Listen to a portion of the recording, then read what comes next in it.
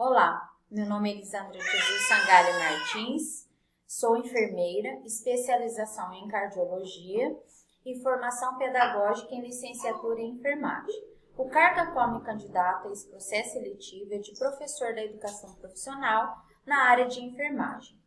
Olá, meus alunos, hoje nós falaremos sobre o uso de equipamentos de proteção individual.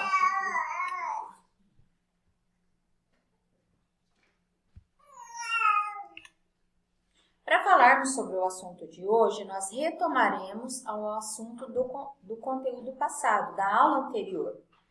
Vamos fazer uma retomada. Vocês se lembram do que nós falamos na aula passada? Isso, sobre os riscos biológicos. Então, o que são os riscos biológicos? Vocês lembram? Riscos biológicos são a probabilidade de exposição ocupacional a agentes patogênicos, que são aqueles agentes que produzem infecções ou doenças infecciosas nos hospedeiros de condições favoráveis, ou vulneráveis. Então, esses hospedeiros são quem? São os humanos ou podem ser também os animais. Vocês se lembram quais são os micro-organismos capazes de produzir essas doenças, esses micro-organismos patogênicos? Isso, vírus, bactérias, fungos, protozoários e doenças que são causadas por esses micro-organismos. Covid-19, hepatite, HIV, tuberculose e vários outros tipos de doenças. Hoje nós falaremos então sobre os EPIs. Vocês se lembram que são os EPIs? Sabem alguma coisa sobre esse tema? Já viram algum profissional de saúde usando um EPI ou usando um EPI de forma inadequada ou não usando o EPI quando deveria usar? Vocês sabem dizer? Eu trouxe então aqui uma notícia de jornal que está relacionada a este assunto, onde ele diz que o Ministério do Trabalho registra um aumento de 18% nos casos de acidente de trabalho durante a pandemia. Essa notícia ela é de novembro de 2020, Então ela traz o quê? Que os profissionais, houve um aumento nesses acidentes, por quê? Porque os profissionais estavam usando seus equipamentos de proteção de forma inadequada ou não estavam usando esses equipamentos. E aí isso ocasionou o quê? Uma maior contaminação pelo vírus da hepatite, pelo vírus do HIV, contaminações para os profissionais, como contaminações para o paciente, e para o paciente isso gera o quê? Uma internação maior, um tempo maior de internação e até alguns transtornos, porque as consequências dessas contaminações podem ocasionar danos, Pode ser danos que prejudique o paciente, e vários tipos de danos. Então, é algo importante a se pensar. Então, o que aconteceu o que eles relataram, que houve nesses acidentes? Então, desses não uso de EPIs, por exemplo, os motoristas de ambulância relatam nesse artigo, que eles traziam os pacientes, principalmente os pacientes com Covid, quando eles chegavam na porta do hospital, que eles utilizavam os EPIs para adentrar ao hospital. Então, as luvas, as máscaras, profissionais que não utilizavam as luvas, profissionais que utilizavam as máscaras no pescoço ou não cobriam o nariz, e vários outros tipos. Nesse artigo ele traz também que a maior concentração de acidentes de trabalho foram nos auxiliares e nos técnicos. É lógico que outros profissionais também sofreram acidentes de trabalho, mas em sua grande maioria foram os auxiliares e os técnicos. Também aconteciam esses acidentes pelo manuseio incorreto de seringas e agulhas, então rencap de agulha, que é proibido, não manuseio ali, fez uma medicação num paciente e não manuseou correto e acabou se perfurando, Então isso traz grandes consequências. Imaginem vocês, no lugar de uma pessoa que está internada por um profissional ali que não tomou seus cuidados devidos, a pessoa foi contaminada ou teve uma infecção hospitalar, ficou por um longo tempo, isso pode ocasionar um longo tempo de internação ou pode ocasionar até, dependendo do dano, a morte. Então, a gente sempre tem que estar refletindo e se colocando no lugar do paciente e os riscos que isso pode trazer para nós. Então, o ideal seria o quê? A prevenção correta, né? A higienização das mãos e o uso das EPIs, que é o que eles finalizam aqui na reportagem, que é o aconselhado. E seguir também os protocolos de segurança. Então, para falarmos sobre os EPIs, eu vou dar o conselho aqui de biossegurança, que é o quê?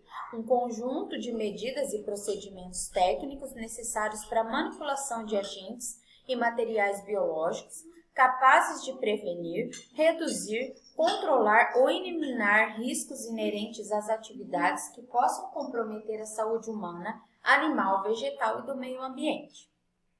Alguma dúvida? Se vocês tiverem alguma dúvida, pode interromper que nós esclareceremos. Então, sobre os EPIs, existe uma norma regulamentadora que é a NR6, existe também a NR32, que é uma complementação à NR6. Essa norma ela diz que todo dispositivo ou produto de uso individual utilizado pelo trabalhador e destinado à proteção de riscos suscetíveis de ameaçar a segurança e a saúde do trabalho.